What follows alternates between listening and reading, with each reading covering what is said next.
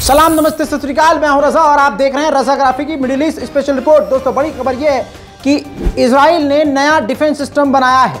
ज़्यादा समय नहीं लूँगा।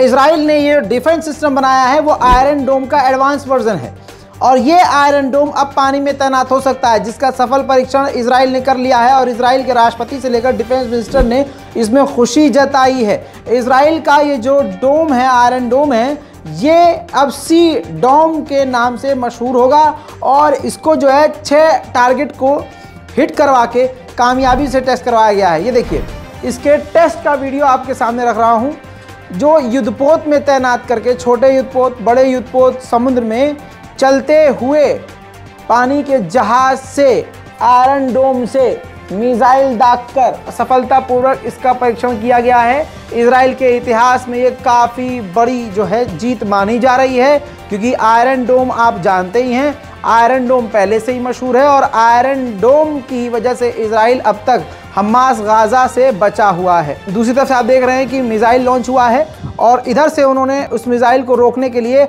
आयरन डोम समुद्र के अंदर से दागा है। आयरन डोम से मिसाइल निकलती है पानी के जहाज से और दंदनाती भी जाती है और दूसरी तरफ से इन्होंने जो मिसाइल दागी थी उसको आपने देखा किस तरह से रोक दिया है।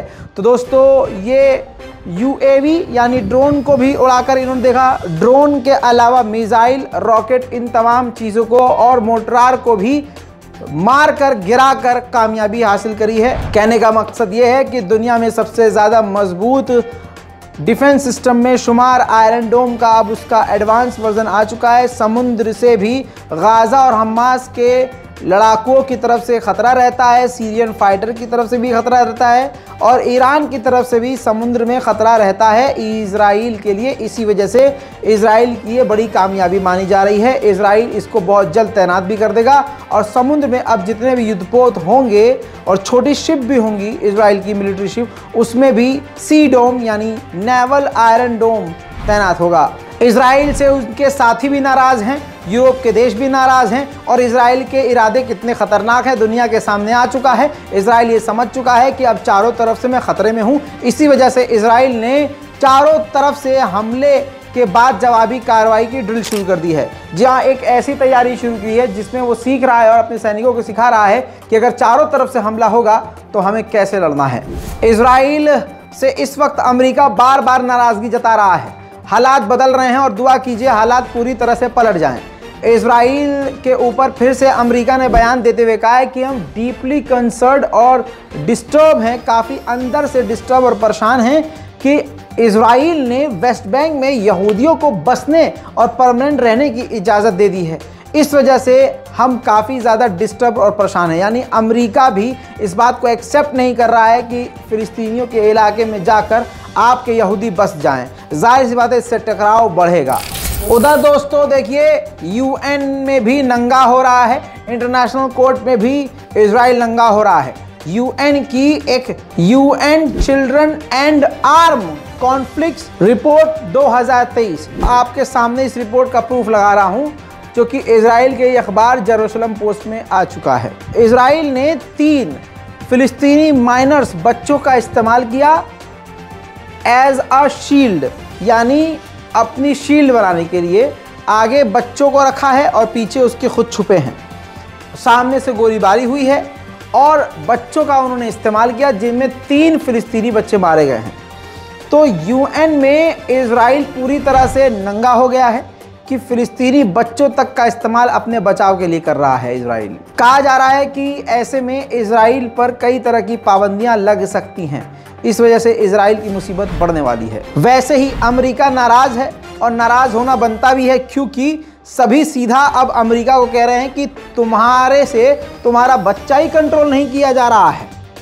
वेस्ट बैंक में रहने की इजाज़त और बसने की इजाज़त यहूदियों को जब से इजराइल की सरकार ने दी है, लगातार इजरायली वहाँ घुस कर फिलिस्तीनियों को मार रहे हैं। इस नौजवान शख्स को भी वेस्ट बैंक के इलाके में फिलिस्तीनी इस इंसान को यहूदियों की मिलिट्री ने गोली मारकर कत्ल कर दिया है और रेड करी है, घुसपैठ करी है और इस घुसपैठ में सैकड़ों फिलिस्तीनी घायल हुए हैं। इसी के साथ आपको मैं ये भी बता दूं कि फिलिस्तीनियों के मकानात को भी बैतलम, वेस्ट बैंक, फिलिस्तीन, गाजा, इन तमाम जगहों पर इजराइल तोड़ रहा है। ये देखिए, बैतलम के इलाके में, फिलिस्तीन के बैतलम के इलाके में फिलिस्तीनी परिवार का पूरा मकान तोड़ दिया। दोस्तों, उधर ईरान ने बड़ा खुलासा किया। ध्यान से सुनिए। ईरान ने 14 आतंकवादियों को गिरफ्तार किया और कहा है कि इन 14 आतंकवादियों के पास तमाम हमारे ऐसे सबूत मौजूद हैं जिससे साबित होता है कि आतंकवादी हैं और इनका ताल्लुक इजराइल से था। और ये भी बताया है कि ये ईरान के एक बड़े अधिकारी, बड़े ऑफिशियल का कत्ल करने वाले थे। ओमान ने ईरान के साथ नॉर्मलाइजेशन किया हुआ है, काफ़ी रिश्ते ठीक हैं। ऐसे में ये तस्वीर आपके सामने है। ओमान के सुल्तान और उनकी तमाम डेलीगेशन ने सैयद अली खामनाई से मुलाकात करी, ईरान के सुप्रीम लीडर से मुलाकात करी। इसमें सुप्रीम लीडर ऑफ ईरान ने जो बात कही है वो ध्यान से सुनिए। सुप्रीम लीडर ने ईरान के कहा है कि हम इजिप्ट से पूरी तरह से जल्द नॉर्मलाइजेशन और डिप्लोमेटिक टाइज भी ठीक करने को तैयार हैं। यानी ईरान और इजिप्ट के बीच ओमान मीडिएशन करवा रहा है। दुनिया के बहुत कम देशों के पास हाइपरसोनिक मिसाइल है। जिन देशों के पास है उनमें अमेरिका, फ्रांस, जर्मनी, ब्रिटेन जैसे देश शामिल हैं। लेकिन ईरान ने दावा किया था कुछ वक्त पहले कि हमारे पास भी हाइपरसोनिक मिसाइल है, लेकिन दुनिया ने नहीं माना और सभी शक में हैं क्योंकि इसकी वीडियो जारी नहीं की, इसका तस्वीर और किसी तरह का कोई इन्फॉर्मेशन नहीं दिया गया ईरान के द्वारा। लेकिन अब खबर ईरान की तरफ से आई है कि हमने हाइपरसोनिक मिसाइल दिखाने की तैयारी पूरी कर ली और बहुत जल्द हम अपनी हाइपरसोनिक मिसाइल दुनिया के सामने रख देंगे।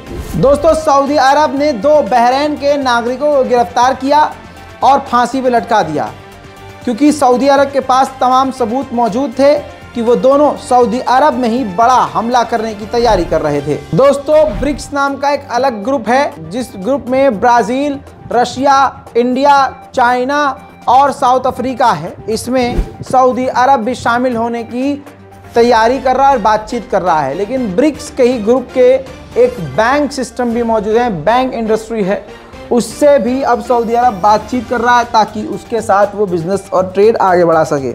यानी सऊदी अरब, सीधी बात कहने का मतलब ये है कि सऊदी अरब पूरी तरह से अमेरिका से दूर हो चुका है। दोस्तों, इन तमाम मिडिल ईस्ट रिपोर्ट पर आपकी क्या राय है, अपनी राय कमेंट में लिखना मत भूलिएगा।